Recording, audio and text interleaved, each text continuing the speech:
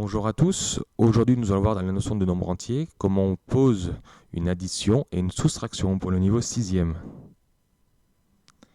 Donc on va essayer de poser une addition en colonne. Donc voilà, on va faire plusieurs exemples. Alors on va essayer de poser la somme, et le mot somme, on a vu ce que c'était le résultat d'une addition, donc de 2435 et de 521. Alors pour faire ça, donc on écrit nos nombres, et il faut qu'on repère à chaque fois le chiffre des unités. Donc ici, le chiffre d'unité, c'est E. Ensuite, on a les chiffres des dizaines et ensuite les chiffres des centaines. On a le chiffre des unités de 1000 pour le premier nombre, mais pour l'autre, il n'y a pas. Donc ce qu'il faut faire, c'est qu'il faut écrire, pour quand on veut poser une addition, il faut écrire les chiffres des unités sous les chiffres des unités, etc. Donc ce que je conseille, c'est de mettre un chiffre par gros carreau si vous avez des gros carreaux sur une feuille. Après, si c'est des petits carreaux, c'est peut-être un peu plus compliqué, mais bien les aligner.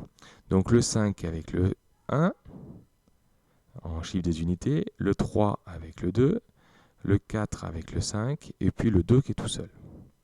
Une fois qu'on a ça, on peut la poser, et il n'y a plus qu'à écrire les résultats. On fait ça colonne par colonne. Donc 5 plus 1. 5 plus 1 qui fait un total de 6. Ensuite 3 plus 2 qui fait un total de 5 dans les dizaines. Ensuite dans les centaines, 4 plus 5 ça fait 9. Et 2 plus, il n'y a rien, donc plus 0 ça fait 2. Donc voilà, on a le total. Ici c'est assez simple, on n'a pas de retenue, ça se fait très bien. Maintenant j'ai envie de poser donc 75 plus 359 plus 634.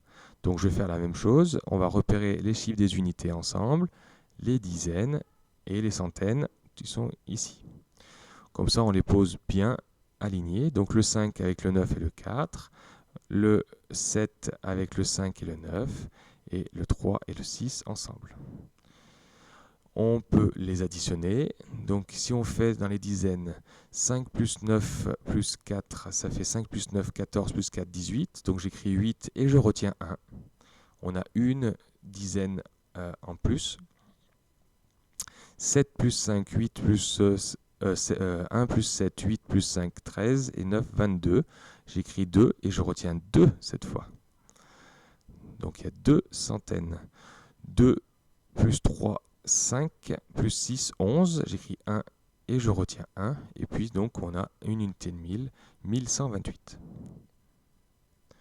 On peut également voir comment on pose une soustraction. Donc il y a deux exemples, un cas assez facile.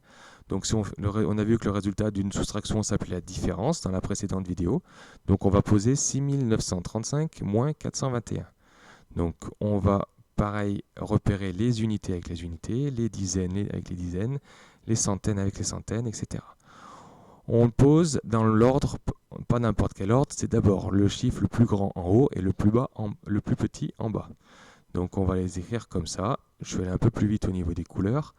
Donc 6935 moins 421.